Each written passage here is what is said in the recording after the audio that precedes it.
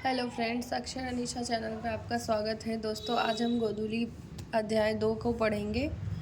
तो लिखा हुआ है, चैप्टर का नाम है विष के दांत, जो कि एक कहानी है।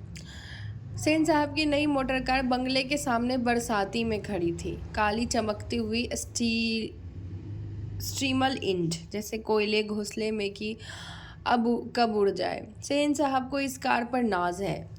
बिल्कुल नई मॉडल 7,500 में आई है। काला रंग चमक ऐसी कि अपना मुंह देख लो। कहीं पर एक धब्बा दिख जाए तो क्लीनर और सोफर की शामत ही समझो। मेम साहब को सख्त ताकीद है कि खोखा खोखी गाड़ी के पास फटकने ना पाए। लड़कियां तो 5 बड़ी सुशील है और पांचों पांच पांच ठहरी है, और सो भी लड़कियां तहजीब और तमीज़ में तो जीती जागती मूरत ही है। मिस्टर और मिसेस सेन ने उन्हें क्या करना चाहिए या सिखाया हो या नहीं, क्या क्या नहीं करना चाहिए, इसकी उन्हें ऐसी तालीम दी है कि बस लड़कियां क्या है, कठपुतलियां हैं। और उनके माता पिता को इस बात पर गर्व है कि वो कभी किसी चीज़ को तोड़ती फोड़ती नहीं है। वो दौड़ती है और खेलती भी है, लेकिन सिर्फ शाम के वक्त। और चूंकि उन्हें सिखाया गया है कि ये बातें उनकी सेहत के लिए ज़रूरी है, वो ऐसी मुस्कुराहट अपने होठों पर ला सकती है कि सोसाइटी की तरीकाएँ भी उनसे कुछ सीखना चाहें तो सीख ले। पर उन्हें खिलखिलाकर किलकारी मारते हुए किसी ने नहीं सुना। सेन परिवार की मुलाकाती रश्क के साथ अपने शरारती बच्चों को खींच कर कहते हैं, एक तुम लोग हो अपने मिसेस सेन की लड़कियां एक तुम लोग हो और मिसेस सेन की लड़कियां हैं। अब फूल का गमला तोड़ने के लिए बना है। तुम लोगों के मारे घर में कुछ भी नहीं रह सकता है। सो जहाँ तक सेन परिवार की लड़कियों का सवाल है, उनसे मोटर की चमक दमक को कोई खास खतरा नहीं था। लेकिन खोखा भी तो है। खोखा जो एक ही सबसे छोटा है। खोखा नाउम्मीद बुढ़ापों की आंखों का ताड़ा है। यह नहीं कि मिसेस सेन अपने और बुढ़ापे का कोई ताल्लुक किसी हालत में मानने को तैयार है। सेन साहब तो सचमुच बूढ़े नहीं लगते, लेकिन मानने की बात तो छोड़िए, हकीकत यह है कि खोखा का आविर्भाव तब जाकर हुआ था जब उसकी कोई उम्मीद दोनों को बाकी नहीं रह गई थी। खोखा जीवन के नियम का अपवाद था, या अस्वाभाविक नहीं था कि वो अपने घर के नियमों का भी अपवाद हो। इस तरह मोटर को कोई खतरा नहीं हो सकता था। तो खोखा से ही बात ऐसी थी कि सीमा, रजनी, आलो, सोफाली, आरती। दोस्तों, आपसे ये ज़रूर पूछा जाएगा कि सेन साहब की 5 बेटियों का क्या नाम था। तो सीमा, रजनी, आलो, शेफाली, अगर आरती। सीमा, रजनी, आलो, शेफाली, आरती। सीमा, रजनी, आलो, शेफाली, आरती। सीमा, रजनी, आलो, शेफाली, आरती।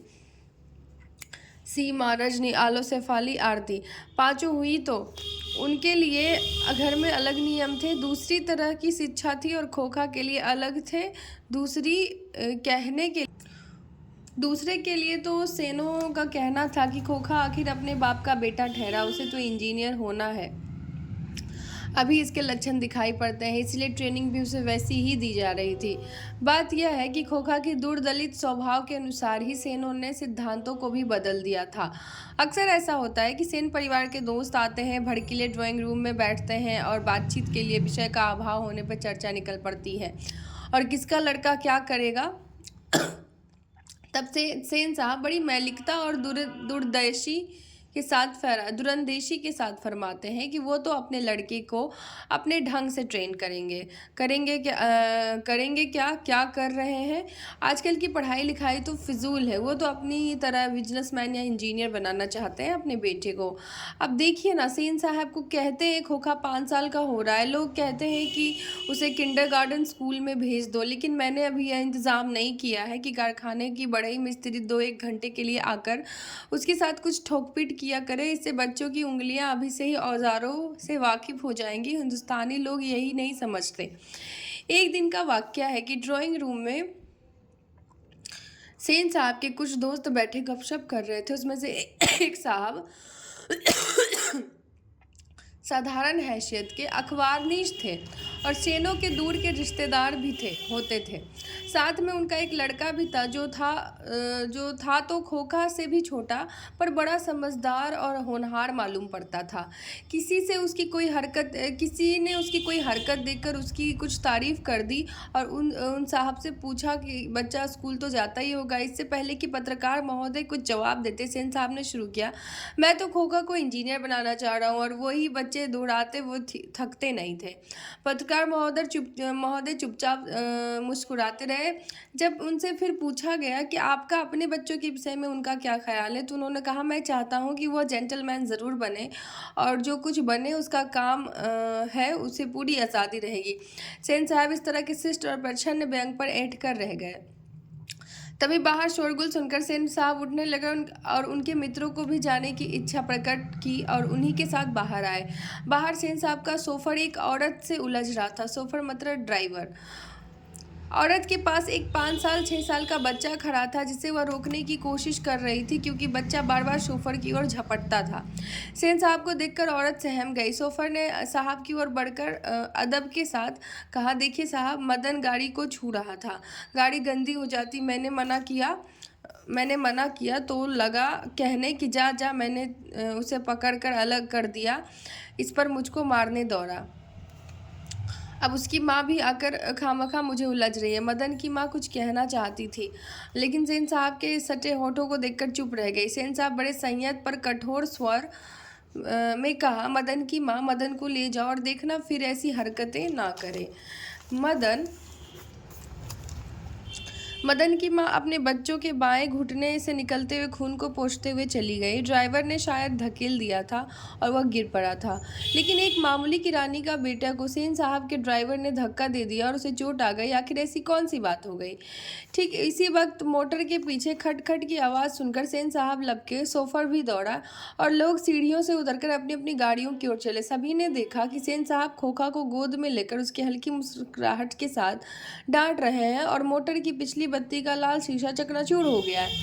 सेन साहब ने मित्रों को संबोधित करते हुए कहा, आप देखो, आप लोगों ने बड़ा शरारती हो गया है काशू। मोटर के पीछे हरदम पड़ा रहता है।